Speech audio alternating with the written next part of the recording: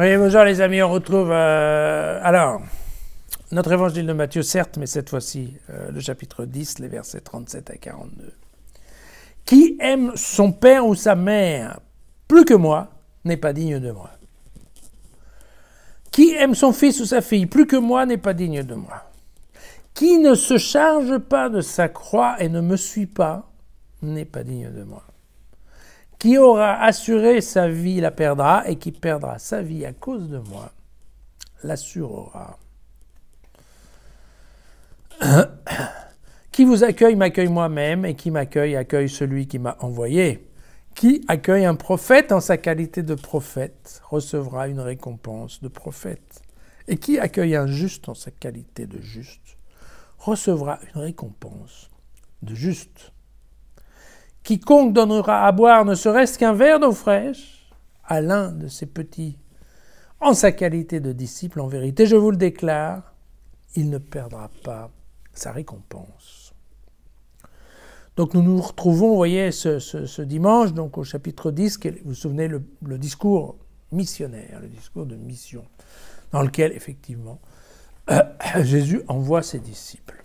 Alors, on a vu dernièrement dans le long du chapitre 10 que parfois on oublie, parce que comme on le voit que le dimanche, éventuellement c'est un peu loin, mais on leur a déjà dit qu'ils devaient se concentrer sur les brebis perdues d'Israël plutôt que d'aller en Samarie ou dans les pays païens, qu'ils devront faire des guérisons, des exorcismes, qu'ils devront annoncer l'imminence du royaume, qu'ils devront partir sans argent, hein, et puis comme des brebis au milieu des loups, donc ce qui ne présage pas bien, et qu'ils vont devoir affronter en fait la persécution. Voilà. Donc qu'on le veuille ou pas, le portrait qui est tiré de l'existence missionnaire des disciples par notre ami Matthieu est un portrait quand même plutôt sombre. Alors ça n'empêche que bon nombre d'informations qui sont dans ce texte vont se révéler exactes, puisque... Alors, encore, il faut faire un peu attention parce que la formulation qui est là dans la traduction peut laisser entendre que Jésus exige qu'on laisse tomber sa famille pour le suivre, ce qui est absolument faux. C'est pas ça. Ce qu'il dit, c'est que si la famille d'un disciple est un frein pour que le disciple le suive, alors il faut qu'il fasse un choix.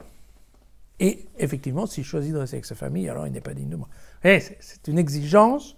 Mais si la personne est prête et qu'elle peut se séparer, effectivement, voilà, de sa famille, si elle est prête à tout, en fait, pour le suivre, à ce moment-là, il n'y a aucun problème. C'est s'il y a un choix à faire et que, effectivement, le disciple préfère l'autre option que de suivre Jésus, eh bien, Jésus considère qu'il n'est pas digne de lui, évidemment. C'est un peu difficile, non ? Un peu totalitaire, totalitariste, mais ce qui est vrai, c'est que ça reste vrai. Pourquoi ? Parce que je pense, vous voyez, un certain nombre d'ordres monastiques, par exemple, dans lesquels on demande ouvertement aux moines qui rentrent dans ces ordres, eh bien, d'arrêter d'avoir des contacts avec leur famille. Ils s'enferment dans un monastère, et je peux vous dire, parce que je l'ai vécu d'assez près, eh bien... les moines vont pouvoir rencontrer leur père ou leur mère peut-être qu'une fois par trimestre, 2 fois par an. Et au cours d'une visite, vous voyez, quand on parle de frères un peu fermés, c'est en effet très dur. Il y a bien effectivement le choix à faire avec ce genre de choses. Et quant à la croix, eh bien, voilà, on a plein l'histoire de l'Église regorge d'exemples, voilà, de disciples qui ont fait le choix de dire, de ne pas renier leur attache à Jésus-Christ et qui donc de fait, effectivement, se sont trouvés sur une croix au sens propre ou au sens figuré.